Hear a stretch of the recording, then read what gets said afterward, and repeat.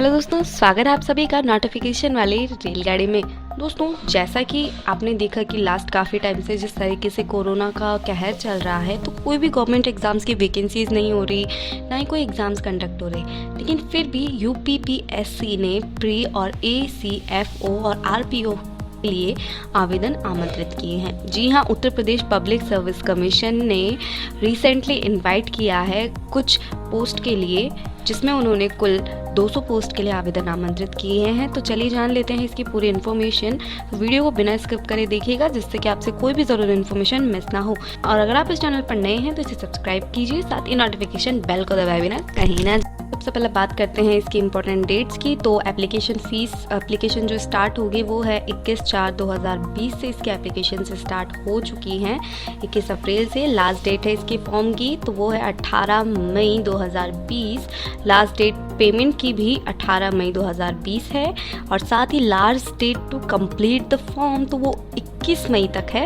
इसके एग्ज़ाम्स जब भी होंगे हम आपको नोटिफाइड ज़रूर करेंगे। चलिए बात करते हैं इसकी एप्लीकेशन फ़ीस की। तो दरअसल दोस्तों, इसकी एप्लीकेशन फ़ीस में है कि जनरल और ओबीसी कैटेगरी के लिए 125 रुपये निर्धारित किए गए हैं। SC/ST के लिए इसके लिए 65 रुपये निर्धारित किए गए हैं। फिजिकल हैंडीकैप के लिए इसकी कोई फीस नहीं है, मात्र सिर्फ 25 रुपये फ़ीस है।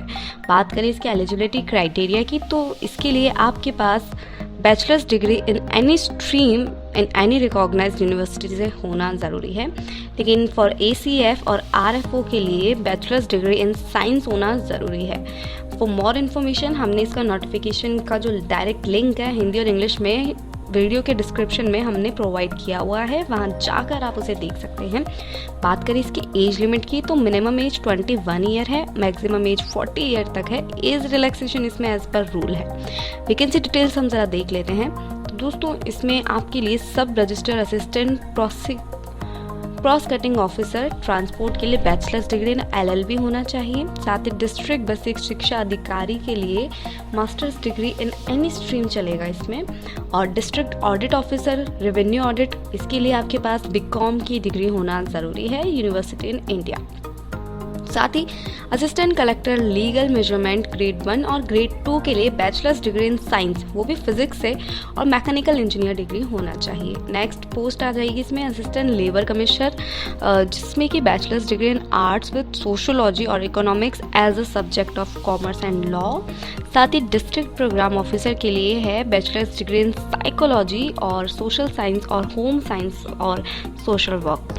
और अगर आप सीनियर लेक्चरर के लिए देना चाहते हैं तो आपके पास master's degree in any subjects with BEd exam pass होना आपका ज़रूरी है। और अगर आप डिस्ट्रिक्ट प्रोबेशनर ऑफिसर के लिए देना चाहते हैं तो मास्टर्स डिग्री होनी चाहिए आपके पास साइकोलॉजी की और सोशल वर्क की, और any qualifications equipment PG diploma in branch of social work from any recognised university. अगर आप फूड सेफ्टी ऑफिसर के रूप में जाना चाहते हैं तो वहाँ पर आपके पास ज़रूरी है कि मास्टर्स डिग्री इन केमिस्ट्री होना चाहिए। Least of 1 qualification prescribed for direct recruitment to the food safety officer given. अगर आप स्टैटिकल ऑफिसर के लिए जाना चाहते हैं तो आपके पास मास्टर्स डिग्री मैथमेटिक्स में होना ज़रूरी है, स्टैटिक्स भी हो सकती है और एग्रीकल्चर स्टैटिक्स में।